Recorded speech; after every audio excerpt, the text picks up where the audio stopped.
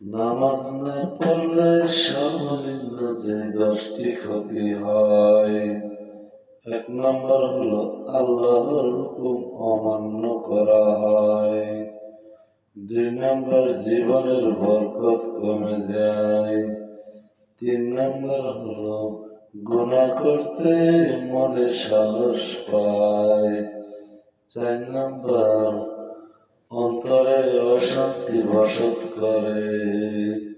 ও মুসলমান ইমানদার, অন্তরে শান্তি যদি পাইতে চাও,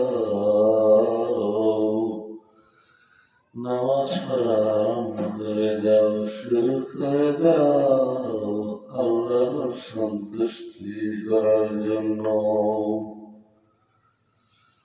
5 নম্বর দোয়া কবুল হয় না, 6 নম্বর মৃত্যুর যন্ত্রণা বেড়ে যায়, 7 নম্বর কবরের আযাব বৃদ্ধি পাবে, 8 নম্বর হলো হাসরের ময়দানে প্রথম প্রশ্নের উত্তর দিতে পারবে না, 9 নম্বর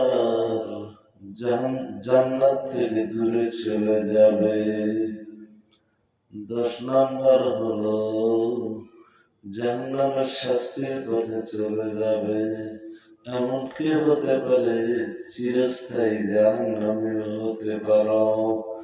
ও মুসলমান, কেন এখনো তুমি নামাজ থেকে দূরে আছো?